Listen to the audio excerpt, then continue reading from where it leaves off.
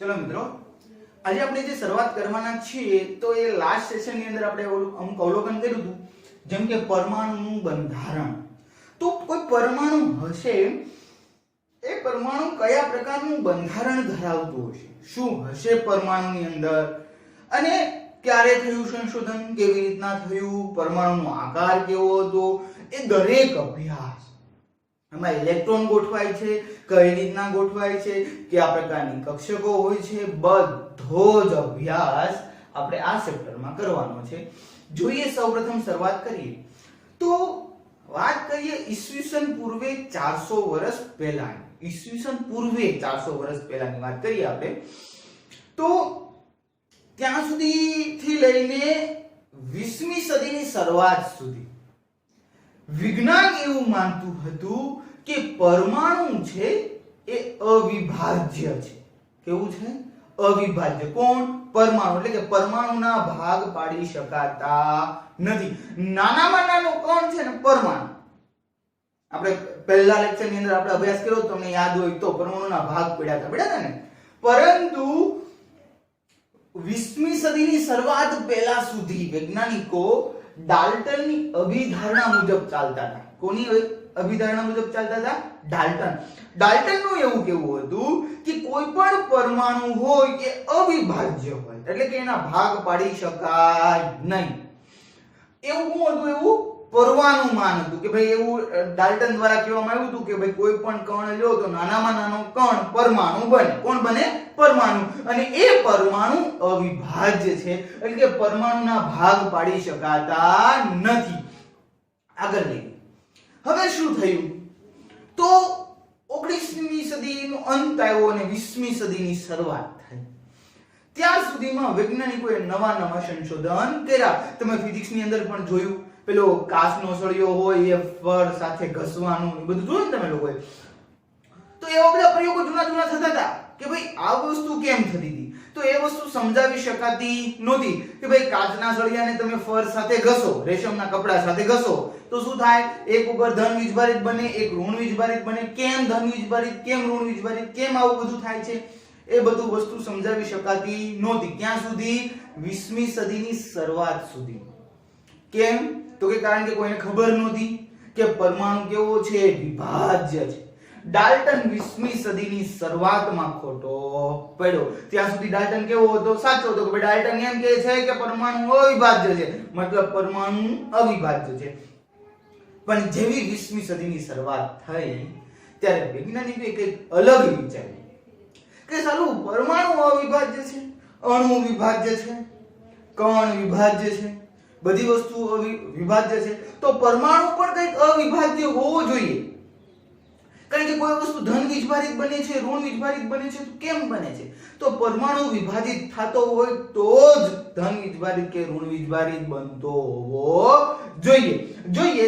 તો વૈજ્ઞાનિક માની લો કે કંઈક સંશોધન કરી નાખે કે ભાઈ આ ધન વીજભારિત છે, આ ઋણ વીજભારિત છે, આ બધું સંશોધન કરી નાખ્યું. પણ એની સામે ઘણી બધી સમસ્યાઓ ઉત્પન્ન થતી હતી. કઈ સમસ્યાઓ ઉત્પન્ન થતી?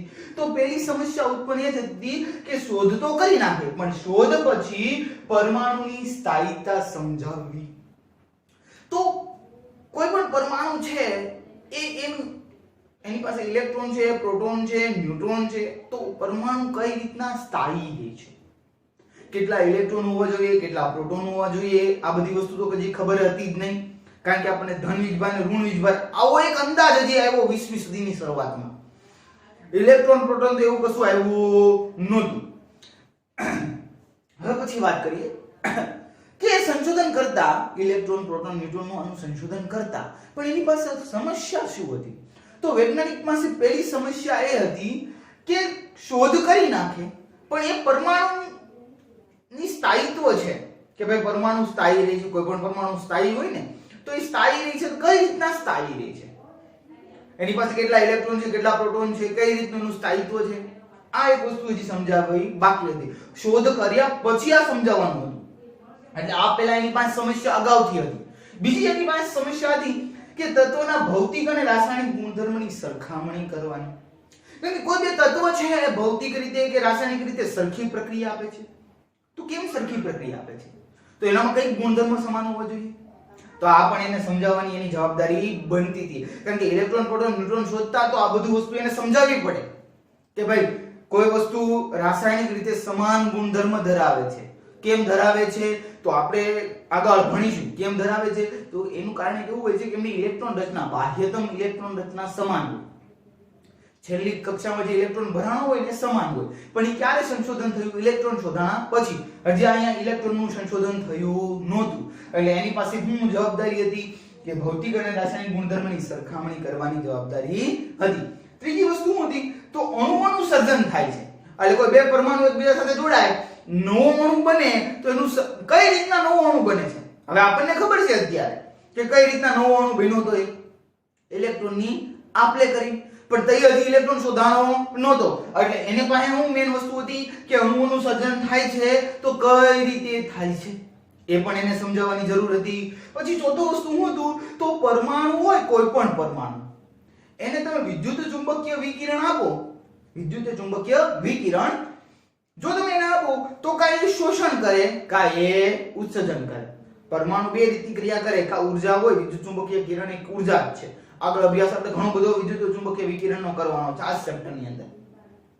બે પ્રકારની ક્રિયા કરીએ, કઈ કઈ ક્રિયા કરીએ કે કાંઈ શોષણ કરીએ કે કાંઈ ઉત્સર્જન કરીએ કે. તો જો શોષણ કે ઉત્સર્જન થતું હોય તો એને સમજાવવાનું હતું કે ભાઈ આ વસ્તુ ઉત્સર્જન કરશે કે આ શોષણ કરશે. ઉત્સર્જન કરશે તો કેવા વિકિરણનું ઉત્સર્જન કરશે, શોષણ કરશે તો કેવા વિકિરણનું શોષણ કરશે. આ બધી વસ્તુ કોને સમજાવવાની હતી? જે વૈજ્ઞાનિકો એનું સંશોધન કરતા, ઇલેક્ટ્રોન પ્રોટોન ન્યુટ્રોનનું સંશોધન કરતા, એમને આ બધી જ વસ્તુ સમજાવવી પડતી. જો આ બધી વસ્તુ સમજાવી દે તો માની લેવામાં આવે કે ભાઈ આ ઇલેક્ટ્રોન છે, પ્રોટોન છે કે ન્યુટ્રોન છે. એટલે વૈજ્ઞાનિકો 20મી સદીની શરૂઆત સુધીમાં આ જ અભ્યાસ ઉપર હતા કે ભાઈ સંશોધન થાય છે તો શું સંશોધન કરવું, કેવું સંશોધન કરવું, શું છે, કોણ ધન વીજભારિત છે, કોણ ઋણ વીજભારિત છે, ઋણ વીજભારિતને શું નામ આપવું, ધન વીજભારિતને નામ શું આપવું, અને આ ચાર સમસ્યાનું સમાધાન લાવવું. આ કોનું કામ હતું? વૈજ્ઞાનિકોનું. હવે શરૂઆત થાય છે સૌપ્રથમ ઇલેક્ટ્રોનની શોધ. તો ચાલો ઇલેક્ટ્રોનની શોધ ઉપર આપણે અભ્યાસ કરીએ. ચલો મિત્રો, હવે જોઈએ કે ઇલેક્ટ્રોનની શોધ કઈ રીતે થઈ. હવે સમજો 1830 ની વાત છે. 1830 માં માઇકલ ફેરાડે નામનો વૈજ્ઞાનિક છે, એના નિયમોનું આપણે 12 સાયન્સમાં વધારે અભ્યાસ કરીશું. માઇકલ ફેરાડે વિદ્યુતને અનુલક્ષીને ઘણો ઊંડો અભ્યાસ કરેલો છે. વિદ્યુત રસાયણ નામનું એક આખું ચેપ્ટર તમારે 12 સાયન્સમાં ભણવાનું આવશે. પહેલા જ પાર્ટની અંદર ત્રીજું ચેપ્ટર છે વિદ્યુત રસાયણ નામનું. એ વિદ્યુત રસાયણની અંદર માઇકલ ફેરાડે આખા નિયમો છે એમના પોતાના, જે નિયમોનો અભ્યાસ આપણે કરવાનો છે. તો કોઈ પણ પદાર્થ હોય, કોઈ પણ કેમિકલની અંદર બે વિદ્યુત ધ્રુવ ડુબાડો. વિદ્યુત ધ્રુવ શું છે તો એક ચોખવટ કરી દઉં. કોઈ પણ ધાતુ હોય ને, ધાતુ એના બે ટુકડા લેવાના, બે સળિયા લ્યો તો પણ ચાલે, એને આપણે વિદ્યુત ધ્રુવ નામ આપી દઈશું. શું નામ આપી દઈશું?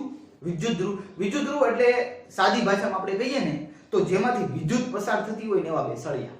કોઈ પણ ધાતુના લ્યો, માની લો કે સોનું લ્યો, ચાંદી લ્યો, લોખંડ લ્યો, કોપર લ્યો, એલ્યુમિનિયમ લ્યો, જે ધાતુ લેવી હોય એ લઈ શકીએ, પણ બે સળિયા લેવાના અને કેમિકલ બે અલગ અલગ કેમિકલમાં એને ડુબાડવાના.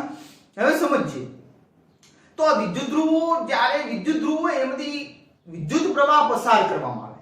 શું પસાર કરવામાં આવે? વિદ્યુત પ્રવાહ પસાર કરવામાં આવે. ત્યારે કેથોડ હોય ને, કેથોડ, તો પાછો નવો પ્રશ્ન થશે તમને, કેથોડ શું છે? તો સમજો, હંમેશા બે વીજભારિત વસ્તુ હોય, એક હોય ઋણ વીજભારિત અને એક હોય ધન વીજભારિત. બે જ વીજભાર હોય, કા હોય ઋણ વીજભારિત, કા હોય ધન વીજભારિત. તમે લોકો એટલો કોષ જોયો છે, બેટરી સેલ જોઈ, સેલની ઉપર તમે જોશો ને તો એક બાજુ માઈનસ દોરેલું છે ને એક બાજુ પ્લસ દોરેલું છે.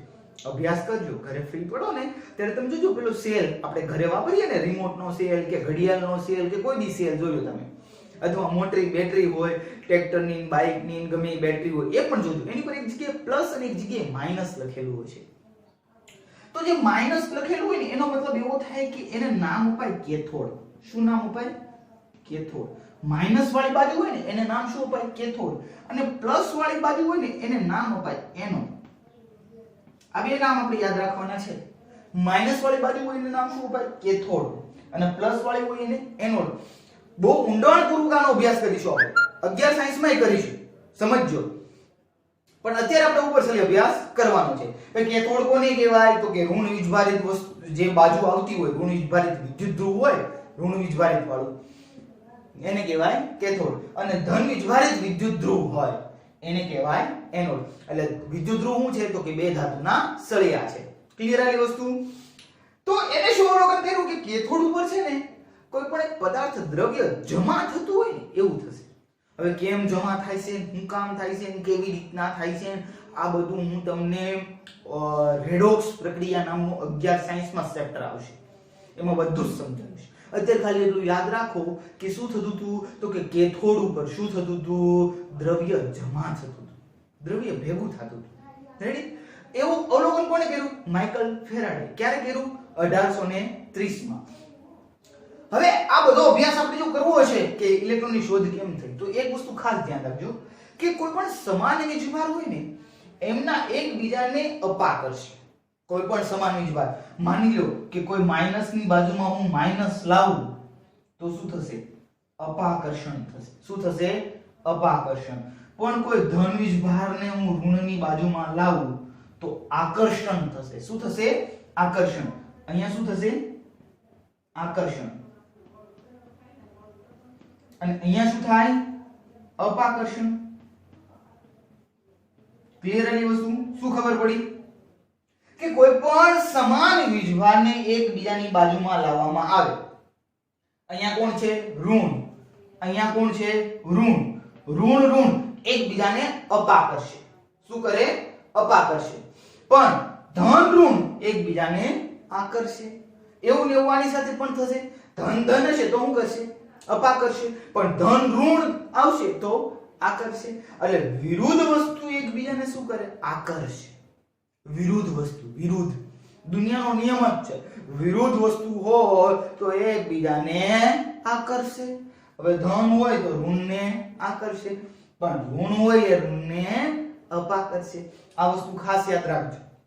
ધન ધનને અપાકર્ષે, ધન ઋણને આકર્ષે. એવી જ રીતના આગળ લઈએ. આ નિયમ આપણને ક્લિયર થઈ ગયો. હવે એક વસ્તુ જોવાની છે આપણે, નવું એક પ્રયોગનું સાધન છે. આને કહેવાય કેથોડ કિરણ વિભાર નળી. શું કહેવાય ને? કેથોડ કિરણ વિભાર નળી. નામ યાદ રાખજો. શું નામ છે એનું? કેથોડ કિરણ વિભાર નળી. કઈ રીતની આખી બનાવટ હોય છે હું તમને સમજાવું છું. આ જે સાધન છે આને કહેવાય કેથોડ કિરણ વિભાર નળી. શું કહેવાય? કેથોડ કિરણ વિભાર નળી. જો સમજો શું હોય છે કેથોડ કિરણ વિભાર નળી. તો એક નળી લેવામાં આવે. જો આ ટાઈપની નળી લીધી. આ નળીની અંદર શૂન્ય અવકાશ ક્રિએટ કરવામાં આવે, એટલે શૂન્ય અવકાશ વાળી નળી બનાવવામાં આવે. શૂન્ય અવકાશ શું છે તમને ખબર છે? તો જેની અંદર કોઈ પણ પ્રકારનો પદાર્થ, કોઈ પણ પ્રકારની વસ્તુ અંદર હાજર ના હોવી જોઈએ. જો ના હોવો જોઈએ ઘન, ના હોવો જોઈએ પ્રવાહી, ના હોવો જોઈએ વાયુ. ચલો માની લો આને ખાલી કરી નાખીએ આપણે તો ઘન અને પ્રવાહી નહીં હોય, પણ વાયુ તો બધી જ જગ્યાએ છે, આપણને ખબર જ છે. પણ આ નળી એવી છે કે જેની અંદર વાયુ પણ હશે નહીં. એટલે અહીંયા તમારે શું કરવાનું? શૂન્ય અવકાશ પંપ દ્વારા બધા જ વાયુને બહાર ખેંચી લેવાના. શું કરી લેવાના? ખેંચી લો. બધા જ વાયુ અંદર કશું જ ના હોવું જોઈએ, ઘન ના હોવું જોઈએ, પ્રવાહી ના હોવું જોઈએ, વાયુ ના હોવું જોઈએ, કશું જ ના હોય. એને કહેવાય શૂન્ય અવકાશ. એટલે એક નળી લેવામાં આવી છે. એ નળી કેવી છે? શૂન્ય અવકાશ વાળી નળી છે. કેવી છે? શૂન્ય અવકાશ. એટલે કે એની અંદર ઘન, પ્રવાહી કે વાયુ કશું અંદર છે નહીં. આગળ લઈએ. હવે આ નળી છે એની અંદર કોઈ પણ ઘન, પ્રવાહી કે વાયુ અંદર કોઈ પદાર્થ નથી, એટલે કેવી છે? શૂન્ય અવકાશ પંપ વાળી નળી છે. એની અંદર બે વિદ્યુત ધ્રુવ લગાડ્યા છે. કોઈ પણ બે ધાતુના કોઈ સળિયા મૂકી દીધા છે. એક સળિયાને આપણે કેથોડ નામ આપીશું, એક સળિયાને આપણે એનોડ નામ આપીશું. હવે આપણે એક બેટરી લઈશું, બહુ ઓછા વોલ્ટેજ વાળી બેટરી લઈશું, એટલે મોટી બેટરી લેવાની, ખૂબ જ મોટી બેટરી લેવાની. હવે આ મોટી બેટરીને જોડવાની. જે બેટરીમાં માઈનસ વાળું ચિહ્ન છે ને, માઈનસ વાળું બેટરીમાં, એને લઈને આ અંદરનો જે તાર આપણે અંદર જે સળિયો મૂક્યો છે એની સાથે જોડવાનો, અને જે પ્લસ વાળી નિશાની છે એને બીજો જે સળિયો છે જેને આપણે એનોડ નામ આપીશું એની બાજુ જોડવાની. ક્લિયર? એટલું સમજાણું? શું કર્યું? એક નળી લીધી. નળી કેવી લીધી? શૂન્યાવકાશ વાળી. કેવી લીધી? શૂન્યાવકાશ વાળી નળી લીધી કે એમાં કોઈ ઘન, પ્રવાહી કે વાયુ કોઈ પદાર્થ અંદર નથી, એવી શૂન્યાવકાશ વાળી નળી લીધી. એમાં બે સળિયા ગોઠવા, અને હવા સુસ્ત અહીંયા આજુબાજુમાંથી ક્યાંયથી અંદર કોઈ પણ ઘન, પ્રવાહી, વાયુ અંદર જવા જોઈએ નહીં એવી હવા સુસ્ત નળી લેવાની છે. ધ્યાન રાખજો, કારણ કે શૂન્યાવકાશ અંદર રહેવું જોઈએ, ફરજિયાત રહેવું જોઈએ. રેડી? હવે શું કર્યું? એક મોટી બેટરી, ઊંચા વોલ્ટેજ વાળી બેટરી લીધી અથવા વિદ્યુત પ્રવાહ એવો લીધો કે જેને એક સળિયો આપણે ઋણ વાળો હતો એક સળિયા સાથે જોડ્યો, ધન વાળો સળિયો હતો એ બીજા સાથે જોડ્યો. ઋણ વાળો સળિયો જોડ્યો એને આપણે કેથોડ નામ આપીશું. ધન વાળો સળિયો જેની સાથે બેટરીનો છેડો જોડ્યો છે એને આપણે એનોડ નામ આપીશું. ક્લિયર આટલી વસ્તુ? હવે આગળ લઈએ શું થશે. હવે તમે કશું અવલોકન કરવાનું છે. આપણે શું અવલોકન કરવાનું છે? તો જેવી બેટરી આપણે શરૂ કરીશું એવું અહીંયાથી વિકિરણો ઉત્પન્ન થશે. શું ઉત્પન્ન થશે? વિકિરણો. અને વિકિરણો શું છે હું તમને કહું, માની લો, સમજો, ધ્યાન આપજો. કોઈ એક ગ્લાસ લ્યો. ગ્લાસ. શું લીધું? ગ્લાસ. એમાં માનો પાણી નાખો. શું નાખ્યું? આપણે પાણી નાખીએ છીએ. સમજો, ક્લિયર સમજો. એક ગ્લાસ લીધો, ગ્લાસમાં આપણે શું નાખ્યું? પાણી નાખ્યું. પાણી નાખતા જાઓ, નાખતા જાઓ, નાખતા જાઓ, નાખતા જાઓ. એક સમય એવો આવશે કે ગ્લાસ આખો ભરાઈ જશે અને એમાંથી પાણી શું થવા મળશે? બહાર નીકળવા મળશે. પાણી તમે રેડતા જ જાઓ છો, શરૂ જ રાખો છો પાણી રેડવાનું. હવે શું થશે? તો પાણી એક સમયે શું થશે? બહાર નીકળી જશે. એટલે પાણી રેડતા ગયા એમ એક સમયે પાણી બહાર નીકળ્યું. હવે જોજો, તમે આને વોલ્ટેજ આપ્યું છે. કયો આપ્યો છે? ઋણ વીજભાર. ઋણ વીજભાર એટલે સમજી લઈએ અત્યારે કે ત્યાં ઇલેક્ટ્રોન આવતો હોય. કોણ આવતું હોય? ઇલેક્ટ્રોન. સમજો, અહીંયાથી ઇલેક્ટ્રોન અહીંયા એન્ટર થશે. કોની પાસે એન્ટર થશે? કેથોડ પાસે. ઇલેક્ટ્રોન આવશે, ઇલેક્ટ્રોન આવશે, ઇલેક્ટ્રોન આવશે, આવશે, આવશે, આવશે, આવશે, આવશે. હવે ઓલો સળિયો છે એની કઈ લિમિટ હશે. 2 ઇલેક્ટ્રોન લે, 5 ઇલેક્ટ્રોન લે, 10 ઇલેક્ટ્રોન લે. પણ માની લો કે એને 10 ઇલેક્ટ્રોનની ક્ષમતા છે. એ સળિયો 10 ઇલેક્ટ્રોન લઈ લે. હવે હું 11મો ઇલેક્ટ્રોન આપું તો શું થાય? તો 11મો ઇલેક્ટ્રોન લેવાનો નથી. એટલે ઇલેક્ટ્રોન શું કરશે? મુક્ત કરી દેશે. સમજો, ધ્યાન આપજો. ઋણ વીજભારિત વસ્તુ અહીંયા શું આવવાનું છે? ઇલેક્ટ્રોન આવવાના. શું આવવાના? ઇલેક્ટ્રોન. ઇલેક્ટ્રોનનો પ્રવાહ એટલે વિદ્યુત પ્રવાહ. એ આપણને ખબર છે. કોનો પ્રવાહ? ઇલેક્ટ્રોનનો પ્રવાહ એટલે હું વિદ્યુત પ્રવાહ. હવે અહીંયાથી ઇલેક્ટ્રોન આવે છે. ઇલેક્ટ્રોન આપતો જઈશ, આપતો જઈશ, અહીંયાથી ઇલેક્ટ્રોન આવતા જશે. પણ એક લિમિટ આવશે કે જે સળિયો એમ કહેશે ભાઈ મારા ઇલેક્ટ્રોન જોતા નથી, પણ તોય આપણે એને ઇલેક્ટ્રોન આપ્યું તો શું કરશે? એ લઈને મુક્ત કરી દેશે. તો એ મુક્ત કરશે. હવે માની લો કે અહીંયાથી 11, 12, 13, 14, 15, 16, 17 એવા 20, 50, 100, 500 એવા ઇલેક્ટ્રોન આવતા જ રહેશે. શું કરતા રહે છે? આવતા રહે છે. એક જ મિનિટ. હા, હવે એવા ઇલેક્ટ્રોન શું કરતા રહે છે? આવતા જ રહે છે. અહીંયાથી અસંખ્ય પ્રમાણમાં ઇલેક્ટ્રોન આવે છે. અસંખ્ય પ્રમાણમાં ગણી ના શકાય એટલા બધા ઇલેક્ટ્રોન આવે છે. હવે એ બધા ઇલેક્ટ્રોનને શું કરશે? સળિયો મુક્ત કરી દેશે. હવે આ ઇલેક્ટ્રોન એને જે મુક્ત કર્યા છે તો એ ઇલેક્ટ્રોન જશે ક્યાં? હવે આ ઋણ વીજભારિત વસ્તુ છે તો સામેની બાજુ જો ધન વીજભારિત વસ્તુ છે. તો ઋણ વીજભાર ધન વીજભારને આકર્ષશે તો ઇલેક્ટ્રોન શું કરશે? ધન વીજભાર એટલે એનોડ તરફ ખેંચાશે. ખબર પડે છે? કોણ? ઋણ વીજભારથી કયા તરફ ખેંચાશે? ધન વીજભાર તરફ ખેંચાશે. તો આ જે ઇલેક્ટ્રોનનો પ્રવાહ કેથોડથી લઈને એનોડ તરફ ગયો છે એને આપણે નામ આપીશું કેથોડ કિરણ. શું નામ આપીશું? કેથોડ કિરણ. કેથોડ કિરણ કોને કહેવાય? તો કેથોડ પાસેથી જે ઇલેક્ટ્રોનો ઉત્પન્ન થયા છે કે જે બહાર નીકળે છે એ બધા કોના તરફ આકર્ષાવાના? એનોડ તરફ. એનોડ તરફ જશે એટલે શું થશે? એનોડ તરફ જશે તો શું થશે? એક વિકિરણ જેવું બનશે. સીધી લીટીમાં ઘણા બધા કિરણ ઇલેક્ટ્રોન એક બાજુથી બીજી બાજુ ઘણી બધી અસંખ્ય પ્રમાણમાં જતા હશે. તો જે ઇલેક્ટ્રોન જાય છે આ તરફથી આ તરફ કેથોડથી લઈને એનોડ તરફ ઇલેક્ટ્રોન જે ગતિ કરી રહ્યા છે એને આપણે નામ આપીશું કેથોડ કિરણ. શું નામ આપીશું? કેથોડ કિરણ. આ કેથોડ કિરણ એક તરફથી બીજી તરફ ગતિ કરે છે. આગળ લઈએ. હવે કેથોડ કિરણ ક્યાંથી લે છે? કેથોડ ઉપરથી ઉત્પન્ન થાય છે અને કયા તરફ જાય છે? એનોડ તરફ જાય છે. હવે આપણને ખબર કેમ પડે કે ભાઈ આ કેથોડ કિરણ જે ઇલેક્ટ્રોન છે એ કેથોડ ઉપરથી લઈને એનોડ ઉપર આવ્યો? આપણને કઈ દેખાવાનું તો નથી. ઇલેક્ટ્રોન કોઈ દી આપણે જોઈ શકીએ છીએ? નથી જોઈ શકતા. તો શું કર્યું વૈજ્ઞાનિકોએ?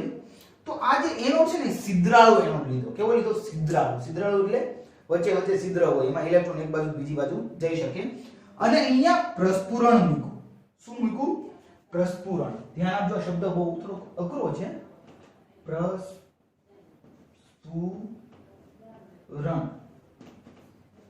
પ્રસ્ફુરણ મૂક્યું. પ્રસ્ફુરણ શું છે એ પણ તમને સમજો. પ્રસ્ફુરણ એવું છે કે એના ઉપર કોઈ ઇલેક્ટ્રોન તમે નાખો ને, એને આપો ને તમે ઇલેક્ટ્રોન, એટલે એમાંથી પ્રકાશ ઉત્પન્ન થાય. આખો પ્રકાશ ઉત્પન્ન થાય. સમજો. એને શું આપો તમે? ઇલેક્ટ્રોન આપો ને તો શું ઉત્પન્ન થાય? પ્રકાશ ઉત્પન્ન થાય. હવે ધ્યાન આપજો, શું થયું? અહીંયાથી ઇલેક્ટ્રોન આ તરફ આવતા હતા. કોની તરફ આવતા હતા?